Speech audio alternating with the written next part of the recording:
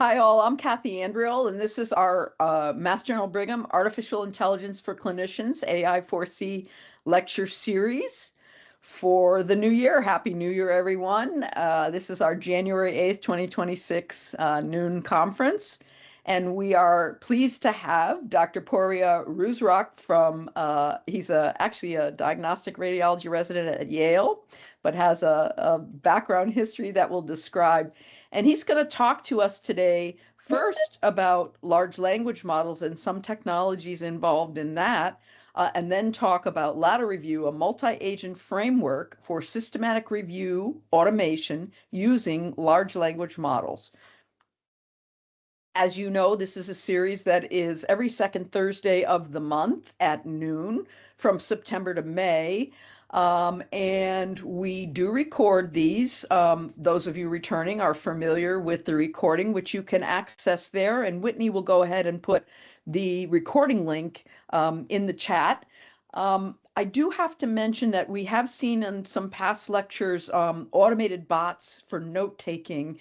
And while they may be useful, unfortunately, Mass General Brigham policy does not allow these recording bots to participate in our meeting.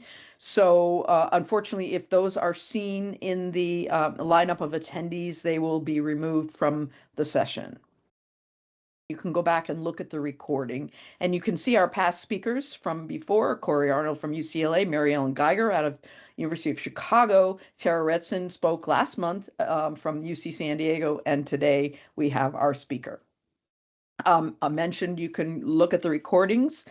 You can also follow us on different media, LinkedIn, Twitter, and so forth, to see what's happening across Mass General Brigham AI. So today, I'm very pleased to be able to have Dr. Pouria Rouzrokh, who is a clinician scientist. He's got a master's degree. In addition to his MD, he's got a master's degree in public health and also in health professions education. And he has 5 years experience in data science and artificial intelligence to add to all of this education. He's currently a diagnostic radiology resident, so he's quite busy. He's on the interventional radiology rotation as we speak. So we really appreciate him taking the time to speak with us today. He's at Yale University School of Medicine, but he also holds, based on his past amazing work that he's done, he holds an adjunct assistant professorship in radiology research at the Radiology Informatics Laboratory and the Orthopedic Surgery AI Laboratory at Mayo Clinic, where he was. So prior to residency, he worked there as a data scientist in Brad Erickson's group and others. Was a research associate and did tremendous work there. I met him when he was doing amazing work and giving wonderful papers. And I said, who is this guy giving all this great work? His research has focused on developing, applying, and evaluating deep learning tools for medical imaging applications, and has a particular emphasis on extracting imaging biomarkers from clinical data and generating synthetic medical imaging and advancing trustworthy artificial intelligence. In his very young career, he has already contributed more than 70 peer-reviewed articles, peer-reviewed publications, and he has received 2, not 1, but 2 RSNA, Radiological Society of North America Trainee Research Prizes. And he serves on a number of committees that are in the informatics world and in the AI world. And he's one of the instructors who is at the RSNA annual meeting giving the hands-on deep learning labs. So if you're interested in learning from a great teacher, he does those. So today, he's going to start with a little bit of a background on large language models and some of the techniques involved in that. He'll give a little intro. And then he's going to go into this paper that he did called LatteReview, which is a multi-agent framework for systematic review automation using large language models. So I'm going to stop there, and we're going to hear from Dr. Rouzrokh. So let me stop sharing and go ahead and share if you'd like. All right. Thank you very much, Kathy. Hello, everyone, and Happy New Year to all of you. First off, I should thank Kathy for all the kind words she mentioned. She, Brad, and all other amazing mentors at SEAM have always taught me a lot, have always humbled me, and it's a great honor for me to be among you today. So as Kathy mentioned, I'm going to talk a little bit about an introduction to generative AI and agentic AI.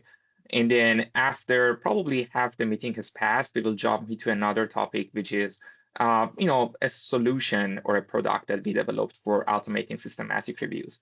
Let me go ahead and share my slides, and then we can continue here. All right. So Kathy, would you please confirm if you're seeing the slides? Yes, perfect. Thank you. Thank you so much. I appreciate it. All right. So I'm going to skip introduction, as Kathy kindly mentioned. I just want to say that, as she said, I'm currently on an interventional radiology rotation, which means that I'm in a hospital, and there might be time to time interruptions due to overheads. Hopefully not too many, fingers crossed. But I try to choose a room that is quiet enough and far away from the Spreaker. So let's see how that works. All right. So this is my only relevant disclosure for this talk. We can get moving. All right, so we have spoke with Kathy a little bit about what kind of background people have, when listening to this talk, and we decided it might be a good approach to start with, something basics, the big picture, and then dive deep into agentic AI, and then an example that we are going to talk about on systematic review. So I'm going to start kind of basic here. So bear with me if these concepts are not that new to you, but I try to go faster in this beginning slides and then try to slow down a little bit as we get into the chase of it. So, you obviously have all heard about AI and machine learning and deep learning. Just to quickly review, when we talk about AI, we are technically talking about any computer program that can mimic the cognitive functions that we as humans have. Now, when we speak about machine learning, we are specifically talking about any kind of AI that can learn those cognitive functions from the data that we provide to that AI. So I always make this example that, if you really want to think about AI, even, very simple tools like a calculator could also be an AI, because, behind the scenes, they are just automating some of the cognitive math functions that we do. But when we nowadays talk about AI, we are almost never talking about a calculator or things as simple as that. We are talking about algorithms that can look at data sets that we provide to them and learn some insights. And then obviously, most of the modern AI algorithms are deep learning. So basically, those are what we refer to as neural networks, which are technically just a series of computer codes put together. Still fall into the category of machine learning, but they have some specific logic behind them that help them to understand and learn non-linear representations.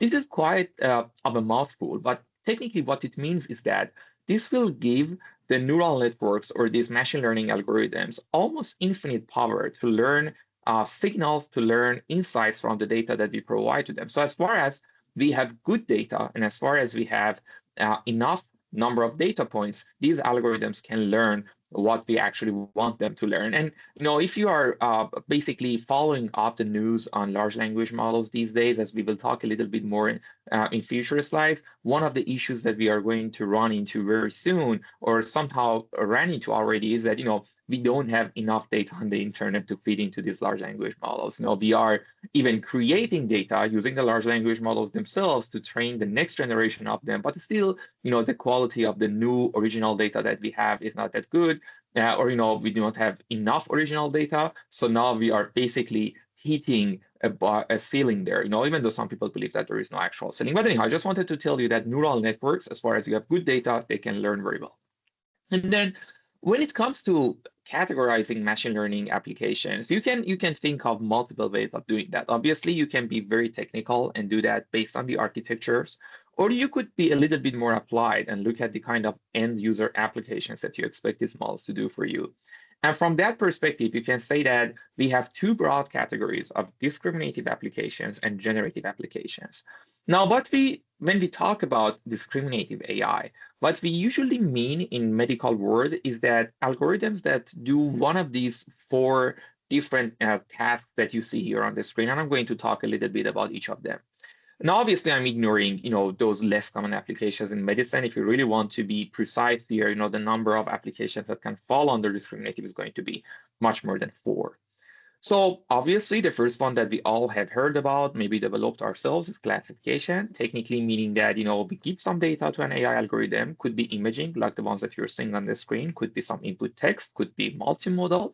Regardless of the input type, the algorithm is going to learn to categorize that input data into one or more of some predefined categories. Say, for example, you give it a chest X-ray and you ask the model to say if it has pneumonia or not, or you give it a chest X-ray, come up with another task to say, hey, determine the type of pneumonia that this patient has. Is it viral? Is it bacterial? Is it going to be, if it is viral, is it COVID? Which was basically one of those algorithms that everybody tried to develop at the beginning of the pandemic. So these kind of algorithms are what we refer to as classifiers, and we see them all the time, everywhere.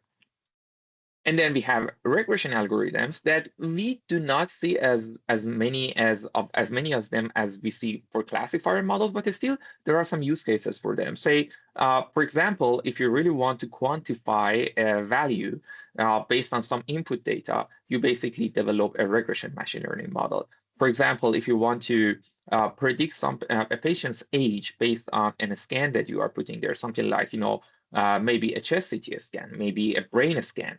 That is technically a regressor model because the output of this model, what it predicts is not a category, but it is basically a quantifiable output and we already have, we also have some metrics, some loss functions, basically some technical stuff in order to make sure that these models are as precise as they can be based on the training data.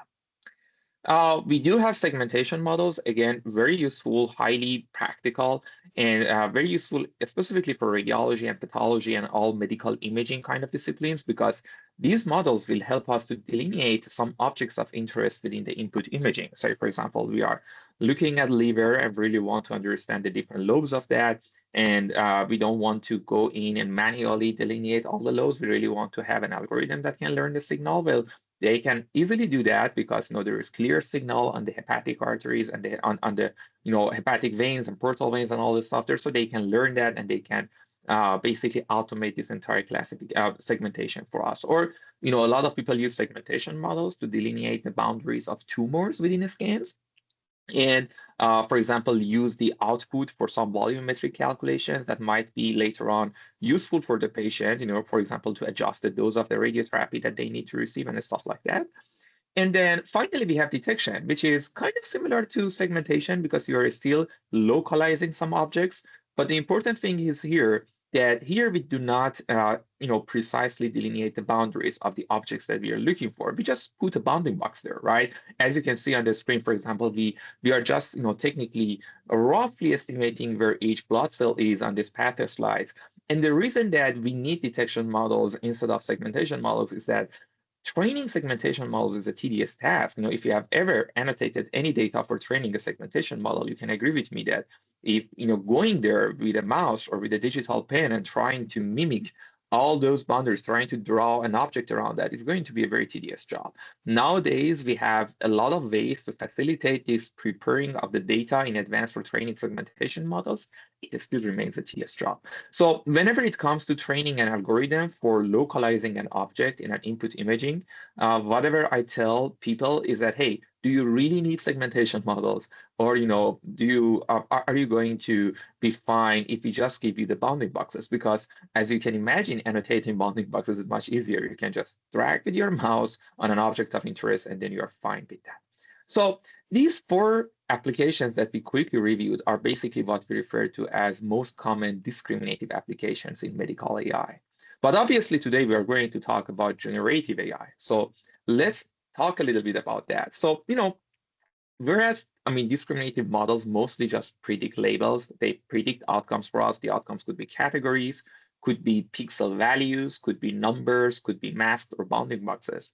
When it comes to generative models, what we really mean is that we have some deep learning models. Generative models almost always are deep learning, whereas somehow in the discriminative world, we still have use cases, like, for example, applying AI to tabular data, where conventional machine learning models, and by definition, by conventional machine learning models, we mean not deep learning. So anything that is not deep learning, say, simple logistic regression models, they basically fall into conventional category. So we do have certain use cases in the discriminative world that is still conventional machine learning models are great and even beat deep learning. But when it comes to generative models nowadays, almost always we are talking about deep learning. So I'm trying to also focus your mind on the type of architectures that we are talking about. And what generative models do for us is that they try to create new data points for us, very similar to the types of data points that we provided to them in their training data. So if we want to be a little bit more technical here, we can say that discriminative models kind of learn the conditional distribution that we are providing within the training data for them, and then trying to basically draw these lines here and say that, okay, we found the way to categorize this data to discriminate one class from another class of input data points. Whereas when it comes to generative models, what we actually are doing is that we show it some data points and then ask the model to learn the distribution, the hypothetical distribution that these data points are coming from. And then when it comes to inference time, we technically go ahead and try to sample new data points out of that learned distribution. This is how we actually come up with images that do not exist. This is how we actually come up with text that do not exist, as we are going to talk about more in future slides. Now, obviously, we can imagine a lot of applications for generative AI, right? We already talked about the 4 most common applications of discriminative AI, but when it comes to generative AI, we can think of some general applications that will definitely also apply to medicine, any kind of text generation, image generation, video and audio generation. I mean, if you just search for AI on X or LinkedIn, you're going to find numerous examples of any of these, right? When it comes to medicine, we do have some particular use cases as well. Say, for example, sometimes we do want to do general image synthesis. You might wonder why. Well, there are multiple reasons for that. I can start with a very basic research use case. A lot of time when you're trying to train a model, a downstream model, you might not have enough data points to train your model on. So one might say that, I will go in and I will find a public data set and then try to replicate that data. If I cannot use that data itself for whatever reasons, I can try to just train a generative model based on that, create some synthetic images, and then use those synthetic images for further training my, classification model or segmentation model or whatever. Again, kind of a fancy deep learning pipeline, but people have been doing that for past couple of years, and there are lots of insights that we have learned out of them. Or you could go into more, more clinical to the earth use cases, such as, for example, super resolution or image reconstruction. Say, for example, you have a patient and you really don't want the patient to go into a very tedious, long MRI session that will take probably an hour or two. You just want to get some quick cross sections out of that MRI, and then maybe use a deep learning model to fill in the gaps and then try to interpolate the imaging that we did not get through the actual scan by the use of a deep learning model. And obviously, if you have a little bit of a background in image processing, you know that we could do that with traditional image processing as well. But got a totally different quality when it comes to the imaging that the deep learning model generates, and then it is just generated by actual image processing, like interpolation algorithms. It's not all about quality, right? You also need to know that those images that are generated are precise, basically match the actual anatomy of the patient or pathologies of the patient. And again, there is a huge line of research going on there to make sure that these super resolution, reconstruction algorithms are the way they should be. And obviously, we can talk about the text generation algorithms as well. Like, for example, those of you who come from a radiology background for sure have heard about all those report generation algorithms. We do have commercial examples of that. We do have open source examples of that.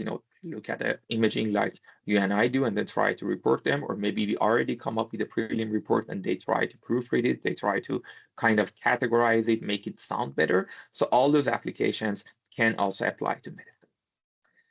All right, and when it comes to generative AI, I really want people to at least know 2 very broad families of neural networks that have contributed a lot to this generative AI, workflows. And one of them is diffusion models, and the other one is large language models. Diffusion models, believe it or not, is a little bit less heard about when you come to general public, and the reason is that basically all the hype that we have nowadays around these chatbots and large language models. But believe me that diffusion models, if they are not more groundbreaking work, if they are not more important work in the world of deep learning than large language models, they are not less of a work. So what these models do is that they basically help us to come up with new imaging or new video data.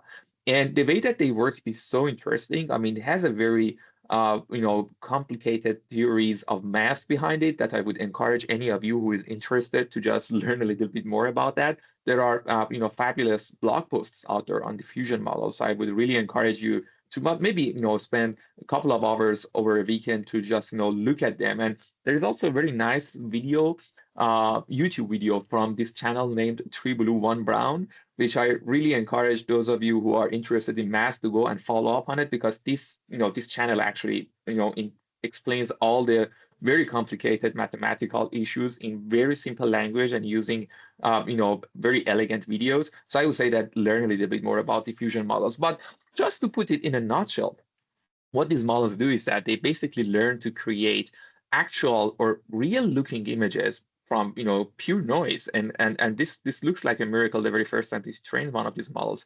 That how is it possible that over time throughout the training these images actually get a little bit less noisy and less noisy to an extent that they look like a very sharp image. And obviously we train them the vice versa. We get some real images, make them convert them to noise, and then have a model to learn the reverse process to convert the noise to imaging. So just have an idea about diffusion models. And then obviously transformers, right? Transformers are the backbone of large language models, and these are, if not the most groundbreaking work in the world of natural language processing. They're probably one of the top 2 or top 3 of those algorithms that came out. And they basically revolutionized that field of NLP one way or another. Almost all of the algorithms that we have nowadays that we really rely on, like ChatGPT, Cloud, all those LLMs that you see out there are based on transformers. And transformers are nothing but next token predictors. And what I mean is that just think of tokens as words or subwords for now. We don't want to precisely define them for the scope of this talk, but these models learn by looking at a lot of text that, hey, what word should I use to complete a sentence, by looking at the words that actually came beforehand.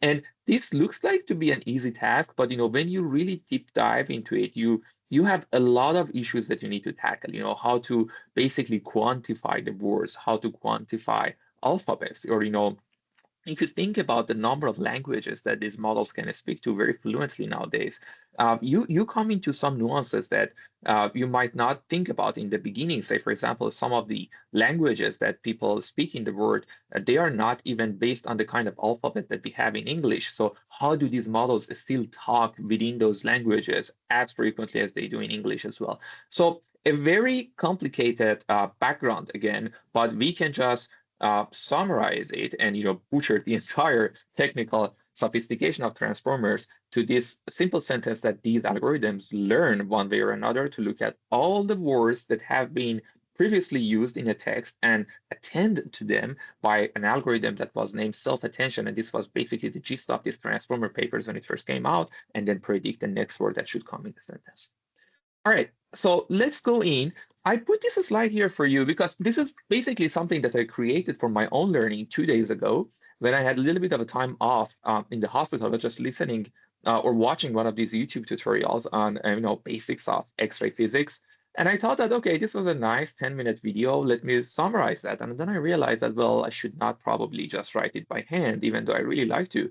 Let's see what I can do with that through AI. And I just went to this product that you see here on the bottom right of the screen named Notebook LM. This is a free product. You can just use it. This is from Google, Notebook LM.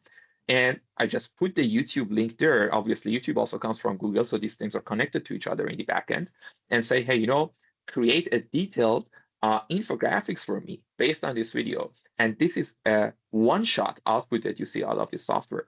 And I put it here because this actually comes from a model that recently created a lot of hype that you probably heard about, Nano Banana. And this is, I believe, Nano Banana 2.5 Pro. And it's, when you look at the technical paper of this model, is a diffusion transformer. So I put it here to let you know that, nowadays, the distinction between diffusion models and transformer models are basically becoming vaguer and vaguer, and people are even combining them together. And somehow using the best of both worlds. Language models are great in predicting the text, and diffusion models are great in creating images. And if you combine them together, you might even come up with elegant models like this that can create an infographic for you in 5 seconds, and it basically understands the text very well, creates images for you very nicely, and then you can use it for whatever you like. I am technically pushing everybody here at Yale to use NotebookLM as much as possible. It creates slides for you, infographics for you, podcasts for you. So if you have not even heard about it or worked with it, definitely give it a shot. It certainly is worth it. All right. Now, moving forward to the large language model world, as I told you, large language models are based on transformers, right? And what actually creates large language models as the core is a next token predictor engine.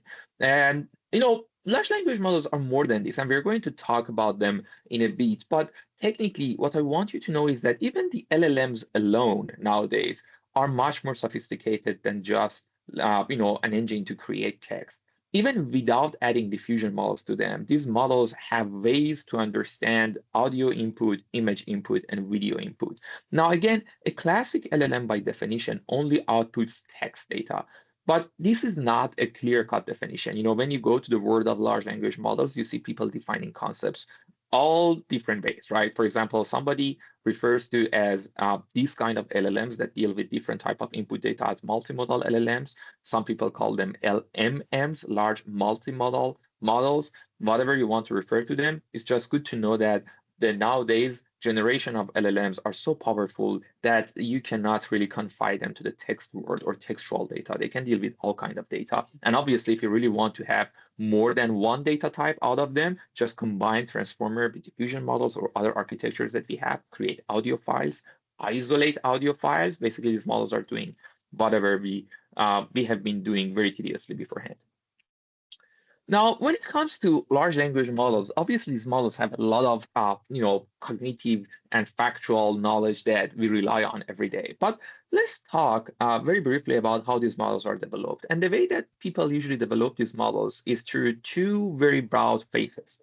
The first phase we refer to as pre-training. And by pre-training, what we mean is that these big companies, or these research teams, basically whoever who has the capacity, and by capacity I mean computational infrastructure, which translates to GPUs, which is very expensive. So you can kind of imagine why most of the names that you hear training LLMs are those big, wealthy commercial companies, or some very well-funded open communities. But anyhow, these big companies go there and they swipe the internet, they download the entire internet up to a certain date. And this date is very important because that date defines the knowledge cut of that LLM, because that's the date that you just froze the time and downloaded the entire data. So these companies go there, download the data, and then they try to filter it one way or another, because obviously there is all type of data quality out there, and you really don't want to train your model on data that is poor quality or data that is, I don't know, unethical, unprofessional. You really don't want to do that. So you somehow filter them.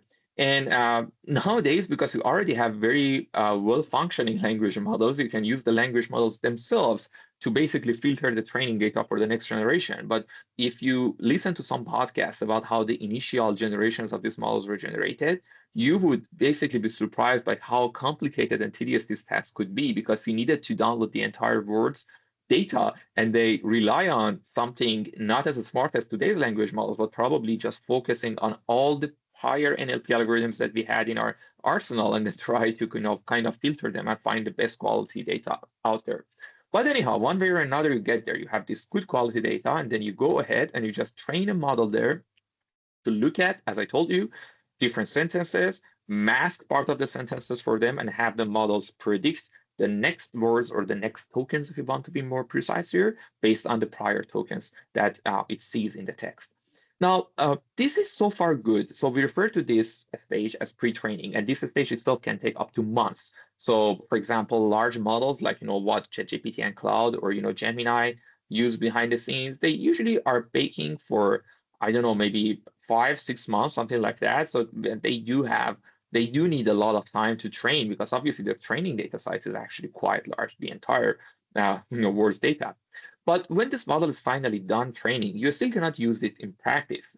The reason is that this model has just learned to complete the sentences. So if I go to, for example, the original version of the LLM using ChatGPT and type, "Hi, how are you?" So the next token that it's going to predict is just a question mark because it has learned to complete the sentences. It's not going to answer my question. It's going to just complete it, or maybe continue to just greet this hypothetical person, and ask questions from them.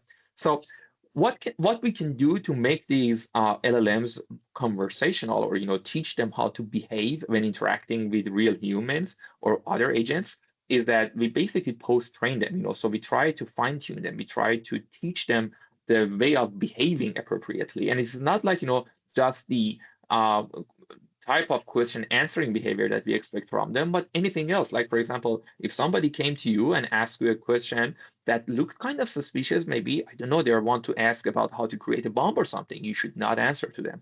If someone comes to you and asks a question about pornography, you should not answer to them. So all these guardrails that we put around these models, these come from what we refer to as alignment or post-training, which is, again, technically kind of training, but happens in some different ways than the original training.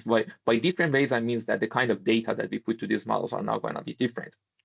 So at the end of the day, what we will have is a large language model that not only has a very vast knowledge based on the entire data of the internet that we put into it, but also knows how to interact with humans the ways that these chatbots nowadays do. And again, you can just have learn an estimation of how big and how costly this entire training process could be. For example, Cloud 3.5 Sonnet, which is a model for last year, costed around $10 million to train. So again, this is not something that all the research teams in the world could do, but a lot of research teams in the world could focus on the post-training area and fine-tuning these large language models for their own specific use cases. And this is something that if you're interested in this area, you can dig a little bit more into. Now, moving ahead, so LLMs have some limitations. As I told you, their knowledge cutoff is kind of limited. So you basically limit these models to a specific date that you download the data on that date. Your context limitation is also another factor. By context limitation, what I mean is that these models cannot receive an infinite number of tokens or an infinite length of text as their input data. They have limitations, and basically almost all of these models, even the most recent ones, at some point they start to basically perform poorly when the input text is actually getting larger than a certain point. So we do need to be careful about how much input data we are putting into their into these models, and what safe area, the safe cap that we have there for inputting words into them is referred to as context window. Now, obviously, the modern language models have very long context windows. I believe the longest I've heard of is 1 million, which Gemini models and some families of cloud models have. But again, you really don't want to use the entire context window, because it's going to degrade the performance. It's going to be very costly either for you and as a whole for the entire industry. So we do need to deal with this kind of limitation that these models have. And LLMs on their own do not have access to any tools. They cannot basically rely on, for example, a very simple tool that you and I have, such as Google search. If we really could give just this simple functionality of internet search or search browser to these LLMs, they could do much better. And then obviously they also have a lot of operational gaps. They do not have the capacity to run codes on your system, for example, or basically supervise how your computer is functioning on your behalf, because as a basic LLM, they are just next token predictors.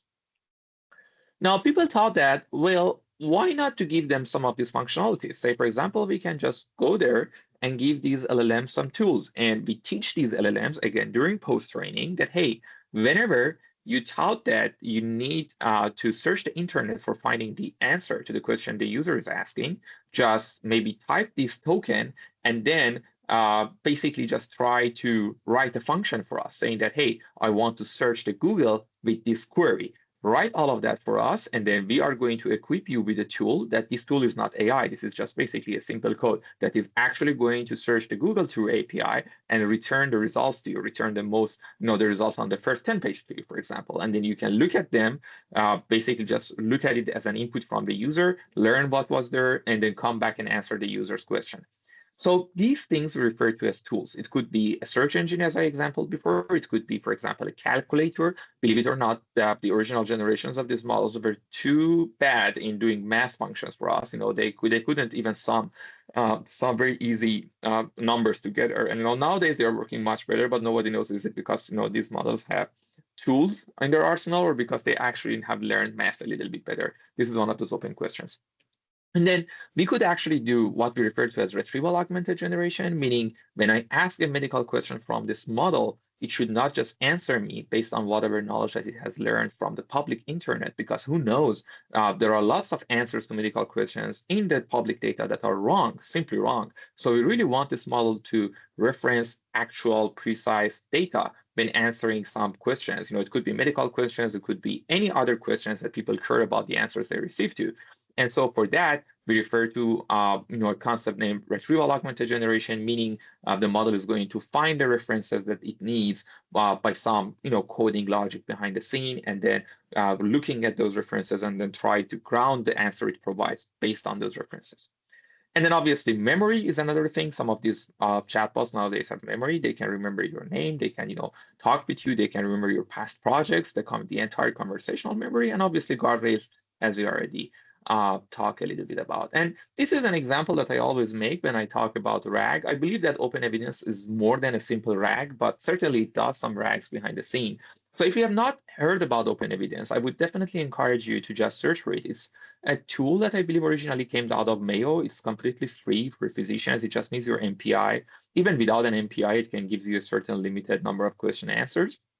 But what it does is that this is the chatbot that I go to, and a lot of other people go to when they have medical questions. Even if it's in medicine, for radiologists, it still has some sort of use cases, for example, that you can see on the screen. You can ask some questions. It doesn't generate or it doesn't understand imaging for you that well, but technically it does have access to up-to-date medical resources. So whenever you have a medical questions, I do encourage you to go to open evidence rather than ChatGPT or Cloud or anywhere else, because we do know that behind the scene open evidence is doing retrieval augmented generation. It's basically retrieving the relevant references for the question you query from all the medical references it has, and then trying to give you answers that are, as you can see on this screen, all cited in various publications and guidelines and stuff, so that you can always find the best answer to the questions you have. Now, obviously, augmented LLMs also have limitations. The most important limitation is that even if you give all these tools to an LLM, they still are going to be a one-time entity, meaning you just go there, you ask the questions, they may or may not use some of their tools, and they provide you an answer. But a lot of the tasks that we have nowadays, and we really want to automate them, they need more than one turn to be performed. They need an entity, which could be AI or could be human, to just basically interact with the environment in a loop, do something, see the output, see the results or the impact on the environment, receive it back as another input, and then start the next cycle. So it should be iterative. It should be basically a loop that goes on and on until certain conditions are met. And this is where we actually get into this entire idea of agents or AI agents. So whenever we talk about AI agents, AI agents is one of those, again, terms in the words of AI that have always been loosely defined. People define it different ways. Even nowadays, I've seen that people just, when they say agents, they talk about any forms of LLMs or any chatbot. But if you really want to have one formal definition of agents in your mind, you can rely on the one that we actually try to grasp based on all these modern definitions that the LLM providers have put out there. And when you look at this definition on the right, you see some core parts of that, such as, for example, an AI agent is technically an autonomous application, meaning it can decide on its own that what is the next step that it should do in order to perform a task. It's not a one-time entity. It's basically an entity that can run or interact with the environment in a loop, in an iterative process. It can interact, put some impact on the environment, looks at the results, observes the results, receives them back as input, plans for the next step, does the next step, and then goes for the third step, on and on. So this entire cycle of observe, plan, act is what actually makes an agent. And obviously, when you give this capability to a language model to observe, plans, and acts, and it obviously has all the tools that augmented LLM also had, now you can imagine some degree of autonomy for this agent. And when we talk about agents, this concept of autonomy should always be there. Otherwise, we are just throwing the term agent to some LLMs or maybe augmented LLMs without having them be actual agents. All right. Again, so these are the concepts that I already spoke about. As I said, they are iterative. They need less of an oversight compared to augmented LLMs or regular LLMs. They are definitely goal-oriented. They self-correct themselves if needed, and then obviously you can use them for more complicated tasks. And again, in the world of medicine, you can imagine an agent that has access to multiple platforms that physicians deal with as a daily basis. Say, for example, the PACS, if you talk about radiology, and the EMR, and they can pull data from these different sources, try to analyze them, try to come up with a plan, or maybe who knows, maybe write a report at the end. Again, this is too fancy, right? We don't have any agent that can do these things reliably nowadays. Some examples are out there as publications, but nobody has something that can work that well in practice, because these agents are also another hyped concept in AI as well. So we do have a lot of issues with them. When it comes to AI agents, people usually put together some profiles for them. Believe it or not, it actually makes a difference sometimes when you give identity to these models. I personally tend to do that all the time whenever I really want to have a model do its best. For giving an answer to me, I just give them role. Hey, you are an expert radiologist with 20 years of practice in, I don't know, for example, grant writing, whatever, right? Just look at this text and tell me if it actually fits an R21 grant or something like that. Obviously don't write grants with your LLMs, but you can rely on them to just give you some raw feedback. And it really makes a difference when you actually give profiles to these models. One theory behind that is that when you prompt them like this, you are basically forcing the LLM to go and look at the fraction of the distribution of the knowledge it has learned from the training data that comes from people who match the distribution, who match the profile you actually ask this model to mimic. So if I'm saying that you're an expert radiologist doing X and Y, some people believe that actually it's basically pulling more knowledge out of the core concepts that it learned from the text coming from those kind of radiologists in the training data. Not sure if that is precise, but that is something that is kind of an intuition that people have. And so it's good to also have that in mind. And then obviously agents have memory, guard layers, and they deal with the environment as we talked about. Now, I just wanted to put something there for you that, hey, with all this said, you might wonder that is ChatGPT an LLM or not? Well, the answer that at least I provide to that question is that no. The reason is that, when it comes to ChatGPT to cloud, you really need to understand that you are dealing with full software. You're dealing with an entire application. This is not the core LLM. Obviously, at the engine, you have an LLM that is doing or somehow orchestrating all of that. But a lot of AI-based and non-AI-based layers come on top of it. So it's not like, if you really want to understand how an LLM works, let's just go to ChatGPT and see what functionalities it has or it doesn't have, because ChatGPT nowadays is a full application, as is Cloud, as is Gemini, as is all these other language models. So always have this distinction in your mind between what a real language model is and what an application based on language model is. A lot of the functionalities that you see nowadays chatbots come from the application layer, not from the LLM layer. And we can skip this for now and just talk a little bit about the multi-agentic systems. Now, you obviously can imagine that we can ask an agent to do whatever. But the thing is, if you ask too many things from these agents, what will happen is that these agents are going to be kind of overwhelmed. And at the core, these agents are again LLMs, so they might actually be kind of confused, or the performance can drop if you ask them too much. So people thought that, why not have some agents talk with each other the way that we talk with these agents? Maybe one agent can mimic that they are the real user and they talk with another agent on their behalf. And then the concept was born that we refer to as multi-agent systems, meaning you basically have a task, have a big task, you just break it into a smaller components, and then you have one agent deal with every component. And then, there could be coordinator agents that, try to get the outputs of every subordinate agent and, come up with a plan or, advise them. And then all of a sudden, it's like, building these, putting these Lego pieces next to each other and coming up with, a fancy architecture at the end. Just imagine, how would you have a group of people perform a task for you, and just swap the word people with agents, and imagine, how could I have some agents do that for me? Well, you could have, sequential pipelines like this, that an agent passes to another agent and that to the third agent, and on and on. You could have, for example, parallel agents that work in parallel with each other, or you could have, agents that work in a loop. They collaborate with each other, they come up with an output, they have another agent, or maybe a human at this point to check their output, provide some feedback, and then start the cycle again.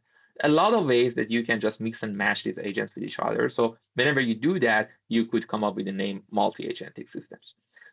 Examples of these multi-agentic systems are too many. I just put some few for you here. Here, for example, I believe that they did an experimental study in Stanford. They created this nice, funny word map and had some agents there to live as actual habitants of this small, tiny map. And they started interacting with each other, and they saw some very nice behavior. Say, for example, one agent decided to throw a party, and other agents basically attended that party, and they were just, studying these kind of behaviors. Or when it comes to medicine, as I told you, people have been attempting to kind of break this entire complicated cognitive task of looking at the chest X-ray and trying to report that into subtasks and assigning each subtask to an agent and have them, trying to come up with the output results, or even use them for tasks like teaching and learning, for comparing what a trainee is reporting in some imaging and comparing that, to the attending reporting, and then trying to come up with some feedback.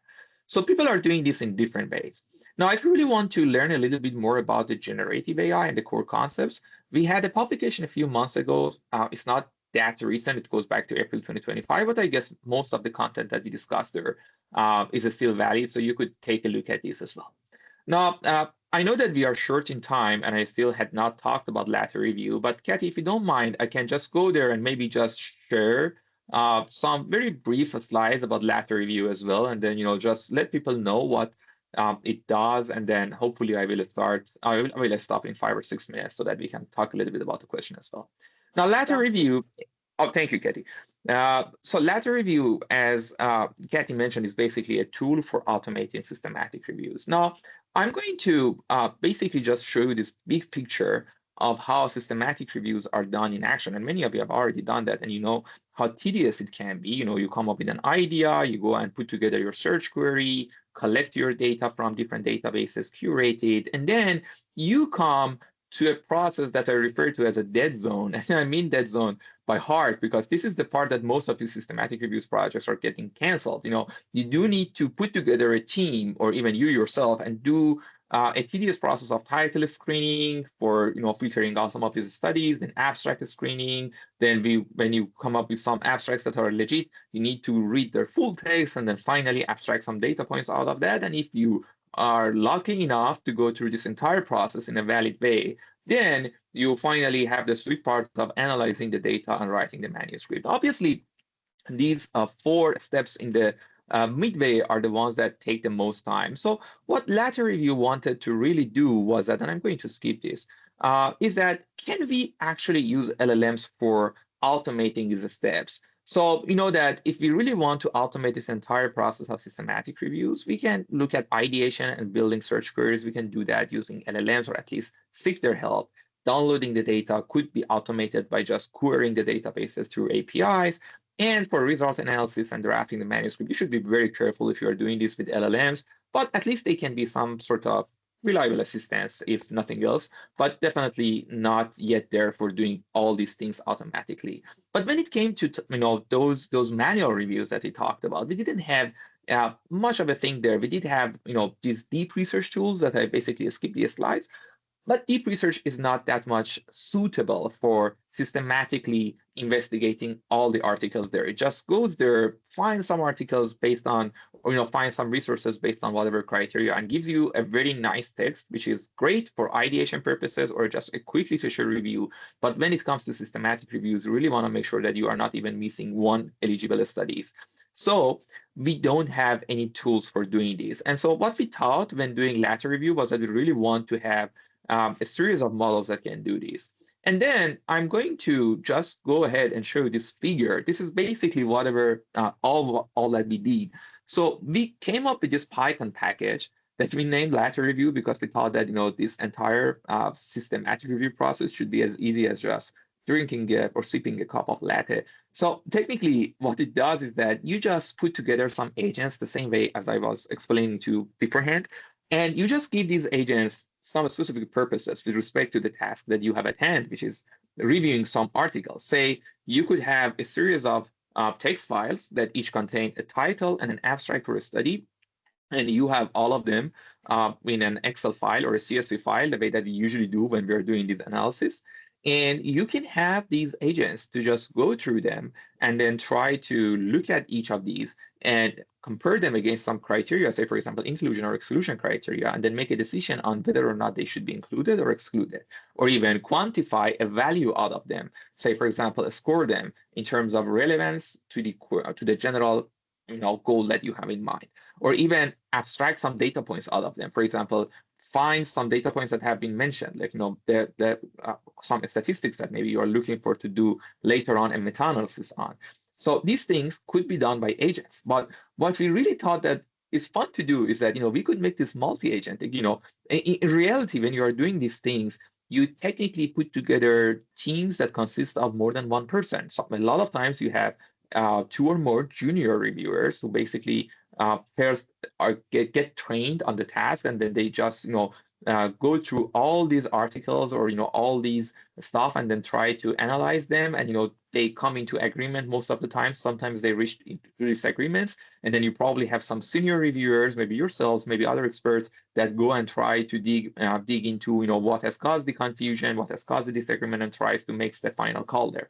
Like, why not to have different agents or different LLMs to act as proxy for all these types of reviewers? And when it comes to junior and senior discussion, you can just imagine that these powerful, more expensive LLMs that basically are doing are more suitable for more complicated tasks could be your senior reviewers. Like, you definitely don't want to use them for your entire work because then you will be costed much more. But you could use it for certain use cases that, for example, some junior models are running into disagreements. And this entire package is open source. I mean, you need to know a little bit of coding to work with that, but it's a very low code package. And the way that it works is that you just put in some tabular data to these models. You just define your workflow. It doesn't necessarily have to be 3 agents. You could come up with, I don't know, 6 different layers of review, each with whatever number of agents that you like that work in parallel, and the output of each stage goes to the next stage. So here, for example, the senior agent in this simple 2-step pipeline definitely has all the input from the data, but also all the input from the prior agents. The reason that they disagreed with each other or whatever, and they can again look at them and try to come up with a decision. And you yourself could be, as a human, whatever in whatever stage of this pipeline that you desire, you could be, okay, the first 3 layers are agents. On this checkpoint, I want to check the results myself, and then again pass it to another agent for extracting the data. And you could do it in blinking of an eye. Again, I don't want to focus on the codes that much. For those of you who know Python, this is not a very complicated setup. It's basically just how you define it. You give some rows, you give some names if you like, some background to these models, and then you just create your workflow, the number of rounds that you want these models to work. As I said, you can have different rounds. You could have 8-stage kind of pipeline if you like, and just imagine, just define the agents that you want to work. And agents could be from whatever family of language models. You could use OpenAI, Anthropic, Gemini, whatever open source models. And it's very interesting to somehow combine the power of them, right? For example, 5 different junior reviewers, each engined by one of these providers, and then see how they work. And we obviously evaluated that as well. So, we evaluated that on, 2 different data sets. Obviously, this is like Lego. So you could build whatever pipeline. So when it came to evaluation, we thought, okay, how should we do that? But we just came up with a simple 2-stage pipeline, 2 junior reviewers, 1 senior reviewer, and evaluated that on first a collection of data sets that was named Synergy. This is basically a collection of systematic reviews. for which the prior data or the input data, whether or not they should be included or excluded, are actually available publicly. So we use on that. And then we also had a custom dataset from one of our own systematic reviews that we had published beforehand. It was completely manually put together, so we also used that one. And the results was that, single shot application of this model could actually result in 0.70 to 0.95 AUC, depending on the different data sets that Synergy provided. And when it came to our own custom data set, again, ranged from 0.79 to 0.94, performance when it comes to AUC. And we didn't actually do any specific prompt engineering at this stage. It was basically just a simple prompt, a simple prompt that, hey, this is the systematic review that we want to do, and these are the exact input, inclusion and exclusion criteria that human users have used. Whereas you and I know that, when it comes to LLMs, they really benefit from a good quality prompt engineering. So what LatteReview actually, can do for you, and if you actually do it, you are going to increase its performance very much, is that you could just, try to come up with better prompts by maybe calibrating the prompts a little bit on a fraction of your data. Say, for example, if you have 2,000 data points to go through, just choose 40 of them and manually review them, and then try to play with your prompts to an extent that your entire pipeline is actually getting all those 40 papers the way that you want them, and then go ahead and apply it to the entire unseen data. And we actually did evaluate this approach as well by putting together a validation set and a test set. And we actually got much better performance. So basically, I believe we had only one error out of the 100 articles that we actually put in our test set. So more than 0.99 accuracy when we calibrated this pipeline a little bit. Anyhow, I guess this is the most interesting part. So when it comes to efficiency and cost analysis, so you could technically use LatteReview to review 1,000 title abstracts in approximately 1 minute, which is even faster than sipping a latte, I believe. And it will cost you $1.20 with these models that we used back then.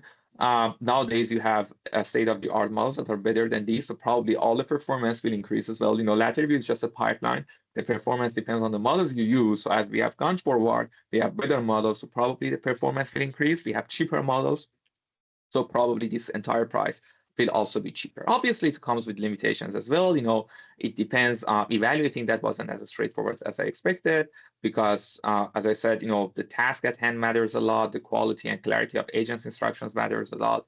The budget and the budget that you're allocating for the task matters a lot, and also the workflow and model choices. And we also have this ability for abstracting data out of text files that we have not yet evaluated, but we're doing that soon. And this is the last slide I want to show to you. We actually can even use a package like LatteReview for capturing the entire literature on a topic. Say, for example, this one on the left-hand side, you just see the code I use, which is again very high level. And I just said that, hey, I want to find out the entire literature of vaccines that are available for COVID-19 and go through that. I just basically put a query in PubMed, downloaded, I believe, around 1 million title abstract reviews, and then I just had LatteReview go through this, right? So this is not a very critical task. So I really didn't care about if the model is going to make subtle mistakes here and there, but I basically just had one agent go through all of this and do that for me. And then obviously I asked the agent to abstract the data for me, to abstract the keywords, and then use some simple programming to just visualize that. And if you're a researcher, you really want to know where to do your next researching, you can just simply look at it and understand what are the areas that people have been really focused on, what are some niche areas that people have not been working on that much. You could maybe come up with use cases like that. And as I said, LatteReview is available on GitHub, open source for you. And you can look at the technical report of that, which is on archive, the Python package, and try to capture as much as you like from it. Sorry that I had to kind of rush through this second presentation, Kathy. I hope that it was acceptable in the eyes of the dear audience we have here. I'm happy to answer any questions you might have. Oh, fantastic job. Let's see. Hi,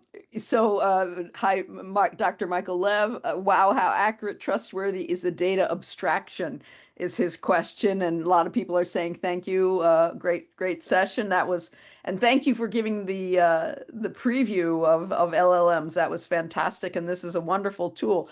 So in terms of the question from Dr. Lev, how accurate and trustworthy is the data abstraction piece? Yeah, so Dr. Lev, as I mentioned, we have not yet evaluated that. So whatever I say is gonna be just informal evaluations that I did myself when I was coding this thing. It's pretty accurate as far as you use powerful models. So if you are relying on, for example, the models that are provided by, I don't know, Gemini through API, you are going to see very accurate results because these models are great at capturing data. So technically, we are not creating any models here. We are not creating any language editing here. Everything is very abstract. You're just using those models. What LatteReview is basically just a way of chaining some of these API calls together so that you can use it a little bit easier. So that the next time that you want to apply, for example, a model from Gemini to a corpus of text input files, and you don't have to code it again from scratch. Or maybe if you really want to compare the results of that model from another one that comes from OpenAI, you don't have to, again, replicate your code for another family of models. You basically have one pipeline, you just go there, just add another model to your workflow, and your Excel file is going to have another column at the end that now has the output from the new model you added. So I have not yet evaluated that, but even if I wanted to, again, I would come to the same limitation as I had for basically evaluating the inclusion and exclusion piece, that what is the ultimate pipeline that I should use and what is the task that I should use. So these kind of tools are difficult to evaluate, but I can say that you could evaluate it on whatever task that you have in mind. I would just recommend that try to validate it like any other of these models. Try to come up with a good prompt by calibrating against a small fraction of data that you have, and then applying it to the enormous number of unseen data points that you might have. Fantastic. Well, you're getting lots of kudos. Thank you. This was great. Wonderful presentation, blah, blah, blah. Thank you so much. I want to be respectful of your time because I know you're on an interventional rotation, but we appreciate a wonderful talk, Pouria. Really, really appreciate it. And thank you everyone for joining. So Pouria, fantastic. Fantastic. Thank you so much. Yep. Thank you, everybody. Thanks for having me and wish you a great day. Goodbye. Bye-bye, everyone.